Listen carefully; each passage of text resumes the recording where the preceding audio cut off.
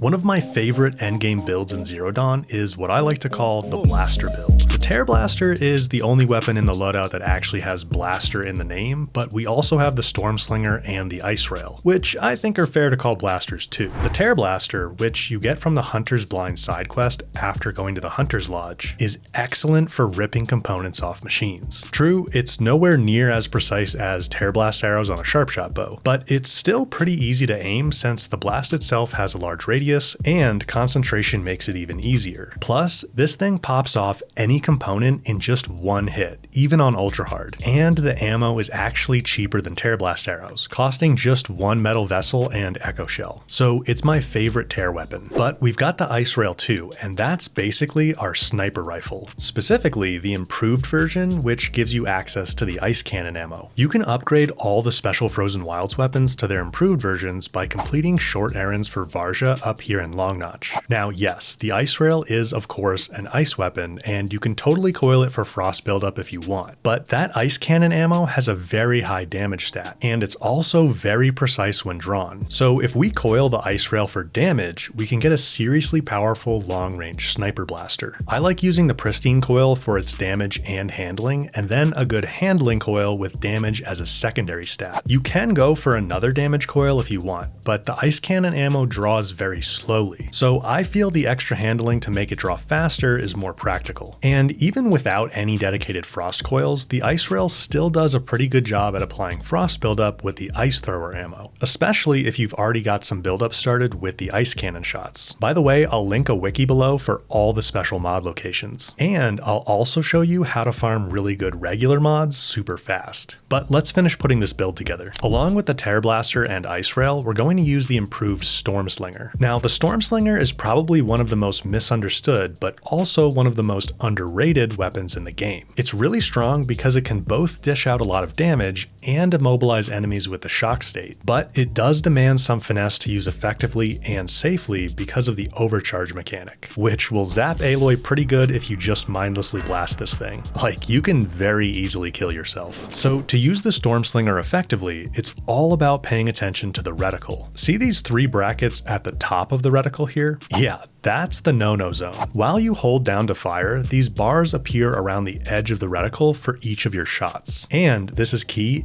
each shot is stronger than the last. The first 5 are no problem, but as soon as you get to the 6th, which is the first bracket, the overcharge kicks in and you'll start taking damage. So the trick here is to stay away from the 6th, 7th, and 8th shots in those brackets. You do want to get to the 5th one as much as possible though, because it's the strongest shot that doesn't zap Aloy. So ideally, you fire a string of 5, then release to let the Stormslinger discharge a few bars, then start firing again before it fully discharges. In other words, before all the bars disappear. That way you're hopefully hovering between about the 3rd to 5th bars all the time. That's how you get good damage out of the Stormslinger. But in practice, that's very difficult. So the main thing is to just avoid going past that 5th bar as much as possible. I coil my Stormslinger with the painted coil and a handling coil with damage as a secondary stat. Just like the Ice Rail, the Stormslinger scales better with damage than shock. But if you feel like it fires dangerously fast that way, you can use a damage coil or a shock coil instead,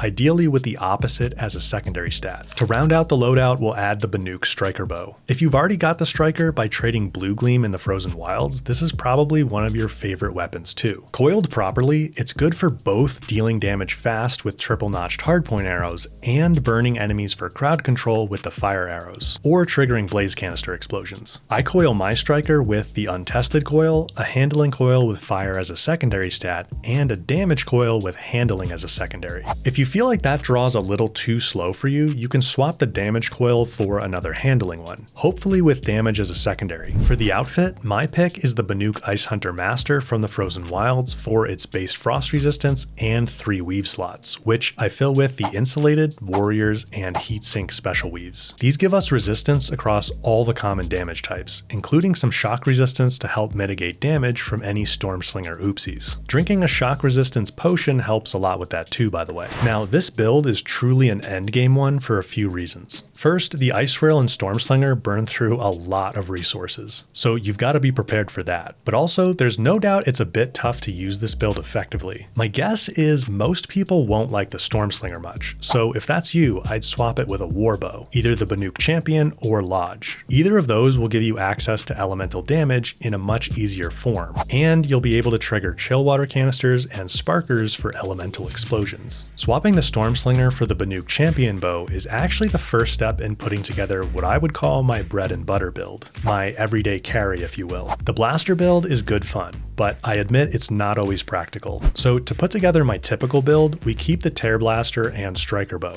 but swap the Stormslinger for the Banuk Champion to get access to Frost and Shock Arrows. And we also swap the Ice Rail for the Lodge Blast Sling. I coil the Champion Bow with the Drummer's Coil and 2 handling coils with Frost Secondary. Ideally, you want to get the Frost stat up to at least 50 if you can, without sacrificing too much handling. That's because of the elemental thresholds on medium and large machines. If you have at least 50 Frost, you'll be able to freeze most machines neatly in 1 or 2 triple-notched volleys. But handling is important to make the bow practical, so don't sacrifice too much to get 50 Frost. We do also now have access to Corruption Arrows since we're using a Warbow, but I don't really end up playing with Corruption much personally. The Blast Sling is in here as another damage option in addition to the Striker Bow. I like breaking up the monotony of just using bows, and it's also nice that the Blast Sling ammo costs help balance resource usage as well. Blast Sling bombs also apply explosive knockdown, so I get another knockdown option. Again, more about knockdown in the advanced tips video. And bombs also have good AoE damage, which is great for human enemies. But I think most players will want to modify this build a bit. I really do like the Tear Blaster, but I'm pretty sure most players will benefit more from having a Ropecaster in their loadout to easily keep machines under control, and the best Ropecaster in the game is definitely the Lodge version. You'll want to coil it with a mix of handling and tear. We talk about how ropes can actually tear off components in that advanced tips video, but something I didn't mention there was how you can make use of partial tie downs as well. If you don't build up the full tie down state, even just a single rope will limit a machine's mobility for about 10 to 20 seconds. It'll also sometimes interrupt their attacks, which is helpful. So in a group, it's sometimes smart to get a rope on everyone at the start for a bit of crowd control, and then go back around to get everybody fully tied down. If you like the Ropecaster but don't like the idea of giving up tear ammo by dropping the Tear Blaster, then you can drop the Blast Sling for a Sharpshot Bow. I gotta say, I don't love Sharpshot Bows in Zero Dawn because they're just so slow for the amount of damage you get. But Tear Blast arrows are fun and useful, even if they are a bit more expensive to use than the Tear Blaster. And the one thing I do really like about Sharpshot Bows is that precision arrows have a lot of knockdown power. So you can hit machines in the legs to trigger knockdowns, like I mentioned earlier with the Ice Rail. But I know many of you like playing stealthy, so let's put together the ultimate stealth build.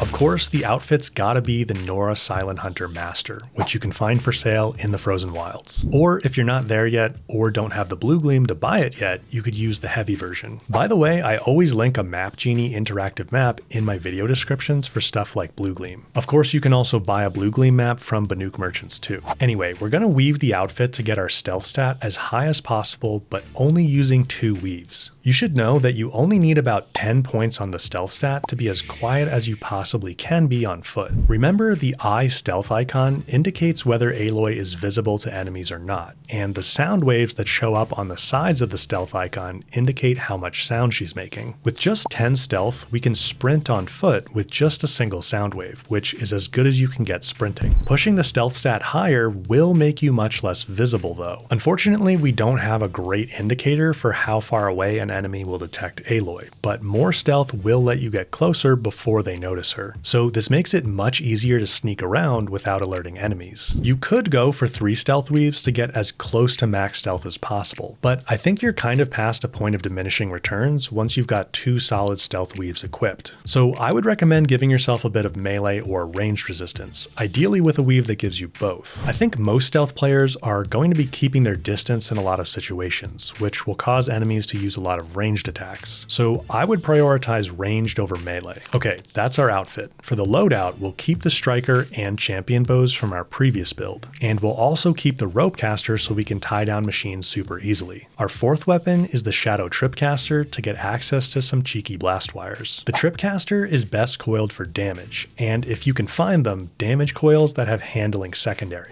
The shock and fire wires are decent, but explosive wires are really where it's at. Stacking enough boosted blast wires, you can take down even the biggest machines in basically one shot on any difficulty. And even without any coils boosting them, the shock wires are pretty useful as well. Even on ultra hard, you can shock most machines with just 2 or 3 wires to immobilize them. The shadow tripcaster also makes it into the complete opposite sort of build, one for explosive experts. We'll keep the striker bow for this one too, and switch back to the Banuk Ice Hunter Master outfit. Let's drop the rope caster to bring back the Lodge Blast Sling, and we'll drop the champion bow in favor of the Shadow Sling. If you don't like trying to aim for fiddly canisters or components or mess around with touchy weapons, this build is for you. Simple and powerful. Just lob those bombs at enemies and do work. For the Shadow Sling, I prioritize frost coils, although on difficulties lower than ultra hard, you probably won't need a full set of frost coils. So I would swap one out for a handling coil to make reloading and drawing faster. Keep in mind that the elemental pools bombs create on the ground will actually apply buildup to any enemy standing in them over time. So if your last bomb throw is close to building up an elemental state but not quite there, you can often save a bomb and just wait a moment for the elemental pool to finish the job for you. With any of these builds, remember that weapon damage changes based on difficulty. I put all these together and tested them on ultra hard, so the coiling recommendations change a bit on lower difficulties. Generally, as you go down in difficulty, you don't need to worry so much about boosting damage and elemental stats. Instead, you'll almost always benefit more from having more handling on your weapons so you can use them faster. So anywhere that I've doubled or tripled up on a particular coil, if you're on a lower difficulty, you could drop one of those duplicates and add a handling coil instead. Now, of course, we've been focusing on endgame builds, but I did also want to mention that there's a new outfit in the remaster that's excellent for the start of the game. Well, actually 2. The brand new one is the Nora Valiant, which you might recognize from Forbidden West. It's not as powerful here in Zero Dawn, but it does have 10 melee and ranged resistance, which is a better combo than any other outfit you can get early on. And you can get the Nora Valiant for free at the start of the game by simply trading the special token in your inventory with any merchant. Basically the same way you get the other special gear like the Karja Storm Ranger, Banuk Trailblazer, Karja Mighty Bow, and Banuk Culling Bow. And you do the same thing to get the Nora Lookout, which was a pre-order bonus for the original release of Zero Dawn, and it's pretty cool they added this for everybody in the remaster. The Lookout is actually a really solid early stealth outfit, but I bet you've been wondering why the heck I didn't include the Shield Weaver armor in any of these builds. The Shield Weaver is super cool, and it would absolutely work well with any of these builds. But on ultra hard in particular, I find it's actually not the most effective. The energy shield protects you from one hit,